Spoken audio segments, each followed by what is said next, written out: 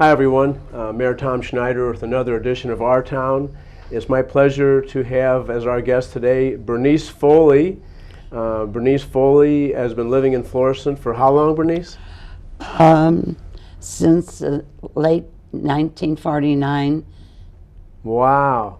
Now, and I know your husband was a city councilman at one time. Tell us a little bit about that, Bernice.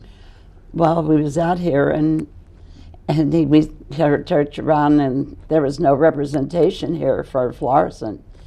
And he started thinking about it, and we got down in our basement and on St. Matthew Drive and figured out what to do. So we got Henry Koch, he was then mayor, Al Erdlin, Lou Meehan, Al Kladke, Al Vorse, and we got down there and I was the only woman, and we figured out what to do. My husband at that, my uncle at that time was a sheriff of the city of St. Louis. So Bud, Henry, and myself went to my uncle and we said, we have no representation. It's all St. Ferdinand Township. We don't have any say-so in anything.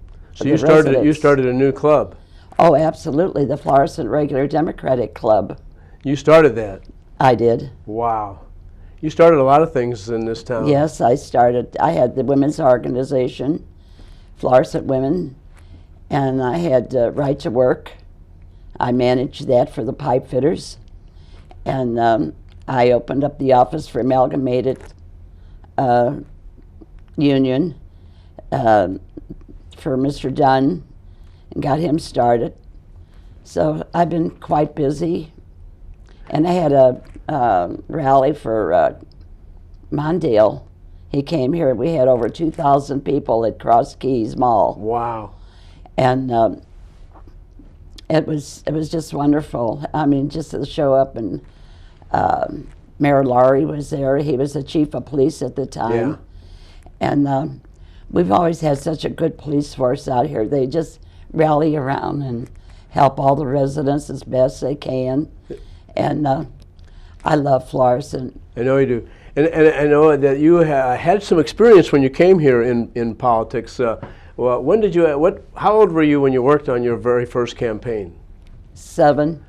7, my goodness. So I know that we've already talked about this, so you don't mind me saying this, but Bernice has been working in politics for 85 years.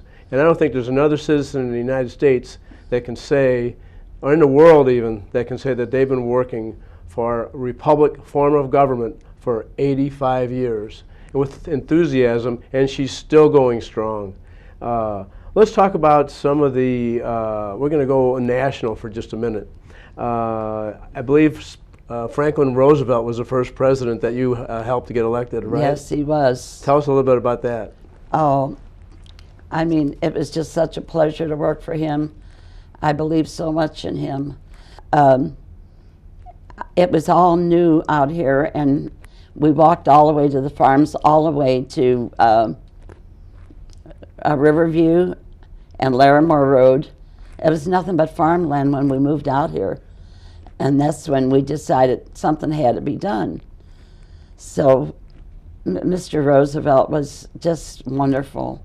And Bud was in World War II. Tell us a little bit. He was decorated. Bud was decorated the most Bud Foley, her husband, Bud, he was in a the state of Missouri. He got the French Croix de Guerre, and they said, I don't know, but they said that hardly no one gets that. Right. So he got that and 2 Purple Hearts and all kinds of ribbons, which I didn't know what they stand for. So Presidential citation. One of the most decorated persons that's ever served on our city council. Pardon me? Probably one of the most decorated persons that's ever been in the state even. Yes. Right. Pretty much so.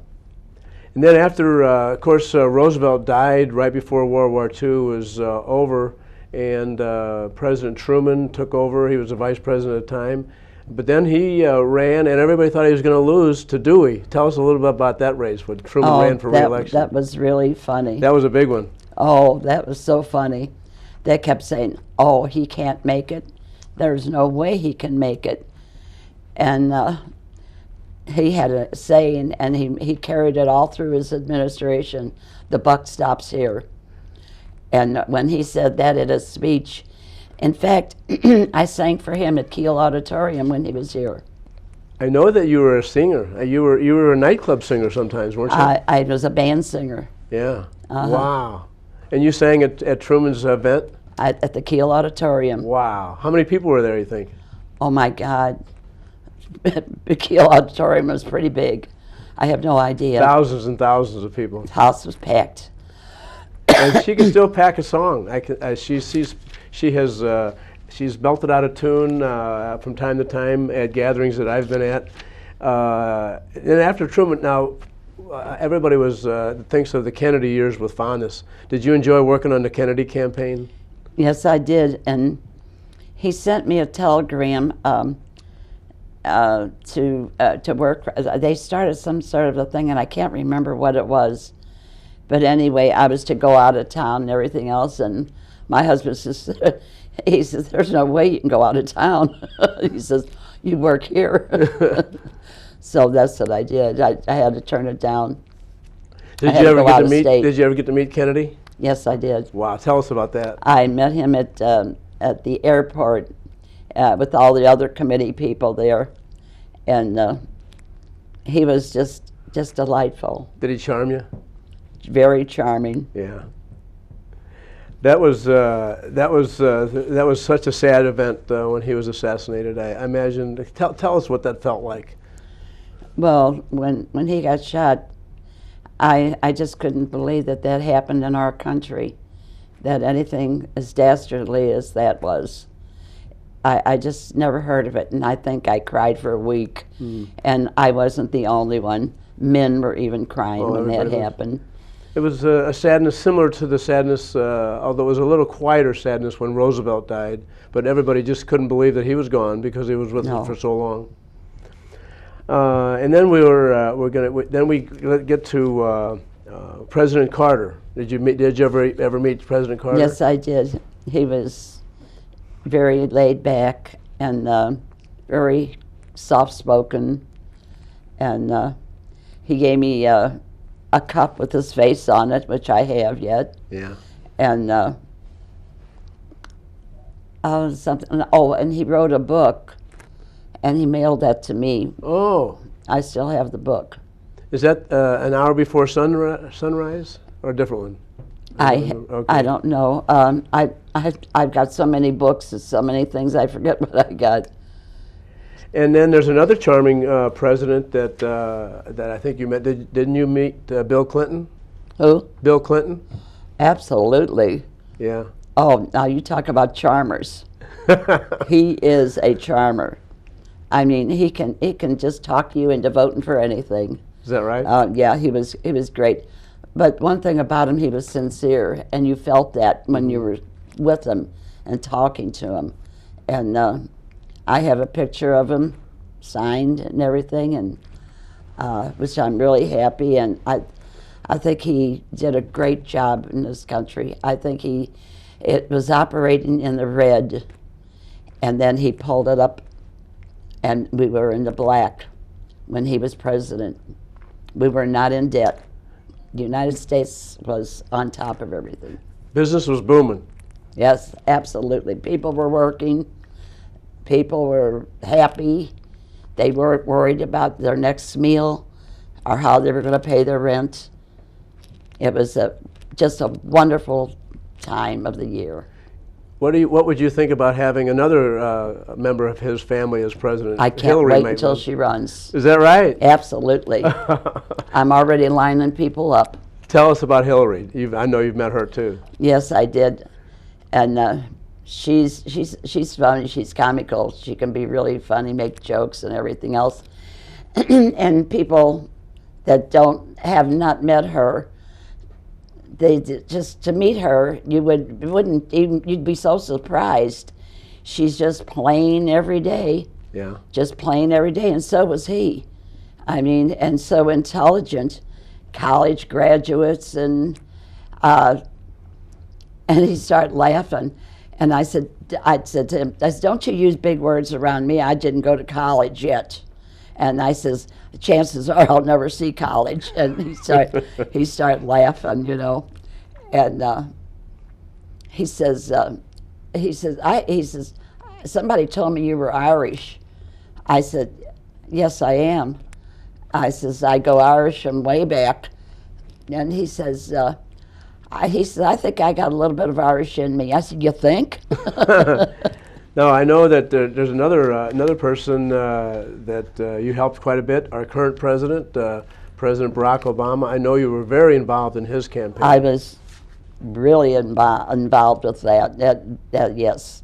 I wanted him to win so bad because I wanted the country to come back up. Mm-hmm.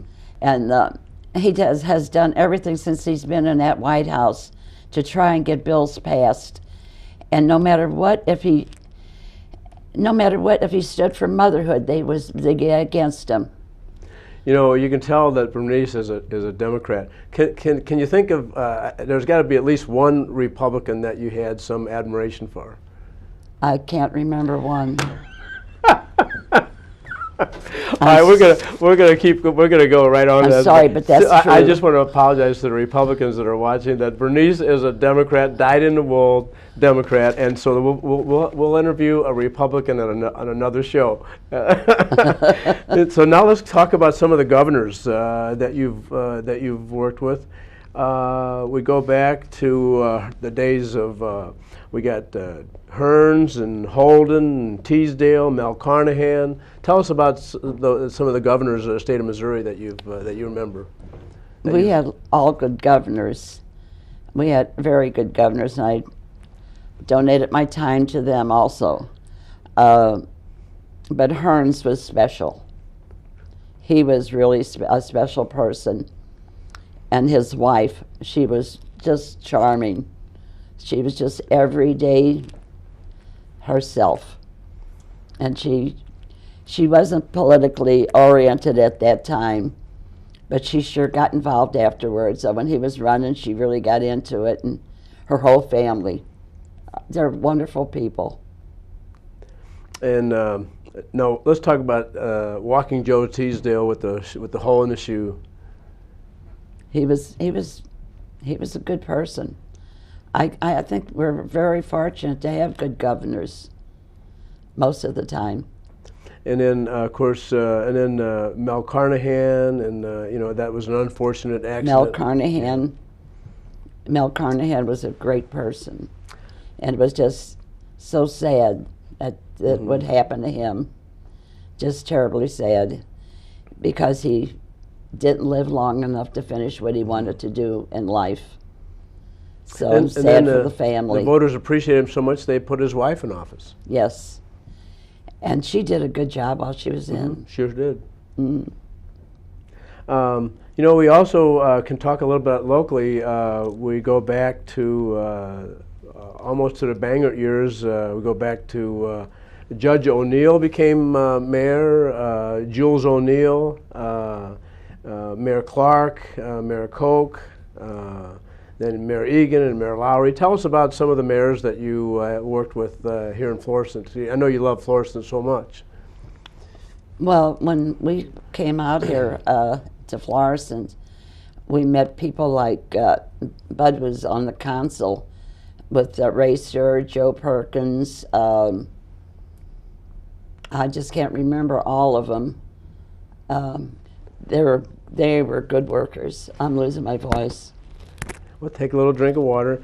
We had Bernice has been involved in helping candidates get elected for 85 years, and she does that. She used to do it by knocking on doors, organizing coffees, organizing other individuals to help, taking care of campaign headquarters, making lots of phone calls. Bernice, if you had to estimate how many phone calls you've made, I bet you probably of all the citizens in the United States, you've probably made more phone calls than anybody else that's alive, I would say. That's why I can hardly talk today. And let's talk about this sweater that you got here. This was given to me by Mr. and Mrs. Stuart Symington for making calls for them. And I was really, really surprised, and they gave me a little silver dish. It's about like this, and it's like heart-shaped and got a handle on it, and it's in and their pictures are engraved inside. And they gave me one. Also, they gave Bud one. Wow. So, That's pretty neat. And I have President.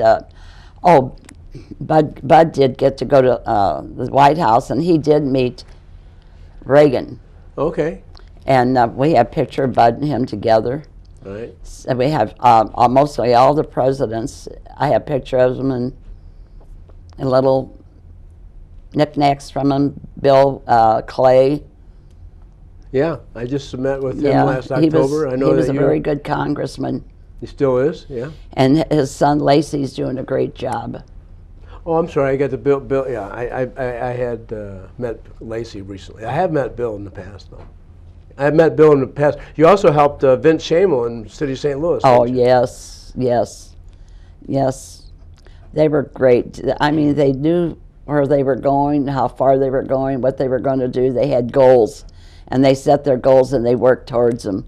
They didn't flip-flop around and get off of their tracks to what they wanted to do. They stayed right on the even keel, and it just took one thing at a time, and it was easy to work for them, to help them. Let's talk about the Democratic Club that you started. You started, and the name of the club again? Florissant Township Regular Democratic Club. And it's still in existence. It's still Yes, going it strong. is. And with monthly meetings, and I think there's probably 3 organizations similar to that in the Florissant Valley. You know, I'm a veteran, as Bud was. We know what the sacrifices firsthand. We know the sacrifices that were made to have the right to vote, to live in a society where we choose the leaders of our republic. And so I have so much appreciation for people like you, Bernice, to help try to get the vote out. I feel it personally from a veteran standpoint that people should vote. Let's talk about why people should vote. It's almost sacred. You know, we live in a great country, and we ought to be proud of it. We ought to be proud that we can get out and vote. And people that they call because they care about you. The people that they are donating their time for, they're the people that care about you, that are running for office. They want to help you. They want to do their best to help you. And I know, like you, Mayor, anytime I say someone in the neighborhood has a problem, you're right on the phone, call up and find out what's wrong and what can you do to help. I've heard so many good reports about you returning calls, and people have to understand, you can't talk to everybody. You only have so much time in the day, and it's just. But I'll tell you one thing: you sure do your darndest. And you sure do your darndest. If you're wondering why Bernice's voice sounds familiar, it's because she's probably called your house dozens of times over the last 50 years here in Florissant, if you've lived here that long. Bernice is the person that called you to remind you to vote for Mayor Egan or Mayor Lowry or myself or some council candidates or president or senator. Some of the other state office holders that you've helped is Senator Schneider, Senator John Schneider, Senator Tim Green, great guy. He's our lobbyist for the city of Florissant and Jefferson City. I don't know what we'd do without him because there's so much hostile legislation up there. And then Senator Walsh.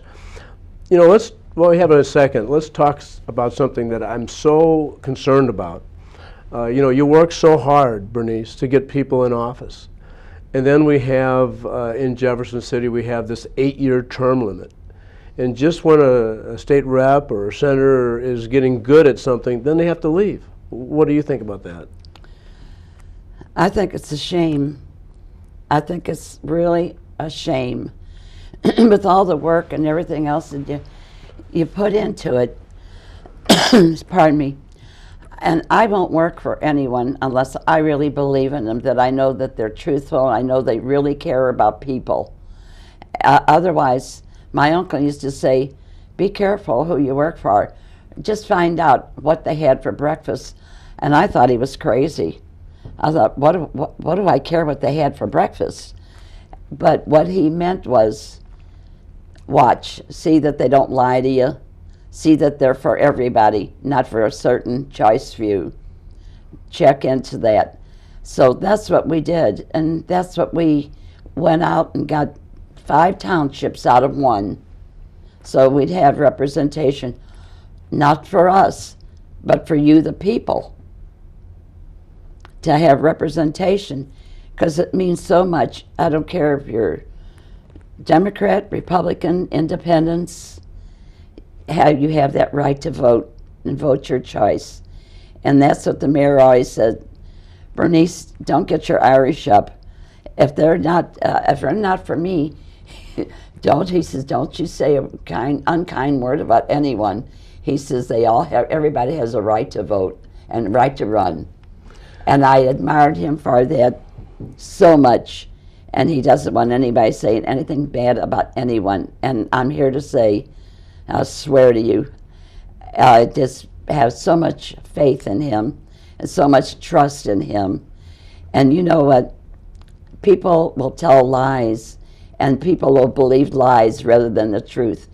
But believe me, Mayor, you are the finest mayor. Oh, Bernice. And I'm not because you're sitting here. I tell that to everyone, because you bend over backwards. And like, you may not be able to please all 50,000 people, but you go down the middle and try to even it out, going halfway. I see what you do. Well, this show is not about me. This show is about you, Bernice. I appreciate you so much. People like you, but you personify what's right in this country. People have a right to complain. They have a right to be unhappy, but they also have an obligation to study the issues. And it's people like you that call them and get their questions. Then you relay those to whatever candidate you're working for, and then the candidate can get back to them, or the candidate can incorporate that back into their literature or what other means of communications that they're using. But without people like you, we would never really know what's on the hearts and what's on the minds of the people that we represent fully, because they might not always tell me, but they will tell somebody like you. And so your advocacy, not only for candidates, but for school district issues. Let's talk about issues like school district. Ferguson-Florissant School District, the Hazelwood School District, we have to have strong schools. People need to support them. So you've worked on many campaigns for school district representative, for Scott Ebert, for Rob Chabot, for Paul Morris, for different people. For the Ferguson-Florissant School District, or Desiree Whitlock in the Hazelwood School District. And you know what, the other thing that people don't realize is that you don't really care what somebody's complexion is. You care about what their character is, what they can do for their community. That's right. You've helped people from all different persuasions, Jewish, Catholic, white, black, Asian, doesn't matter. It depends on what they're going to do. Not at all. And you know, Mayor, one thing I can't understand, when people don't realize when you're taking your time and you're donating your time for a cause, a lot of them won't even answer the phone. So you leave messages because you want them to know about your candidate. It's the best you can for the short time you have to tell them on a recording. And but they got the wrinkles out of their stomach, as my grandmother used to say, and now they don't care. Well, but they'll be getting the wrinkles back in their stomach. They better start caring, because this is their country, which they should be proud of, and be glad that you got people. I'm not bragging about myself. There's a lot of others that do these phone calls, that make them and do it on their free time, and sometimes not on their free time. They go overboard because they care about everybody, like the candidates we work for. You know, we're gonna wrap this up with that, because I don't think I can say it any more eloquently. I just want to say, Bernice, sincerely, that I care about you. I care about, I appreciate everything that you've done for all the candidates for all the years. As a veteran, I appreciate the fact that your love for our way of life, for the republic that we have. We've had only 750 years of the 5,000 years of recorded history. We've had republic form of government. The current experiment's about 250 years old, and I think it's going to last at least another 250 years because of people like you. Thank you, Mayor. Thank you very much. I appreciate it.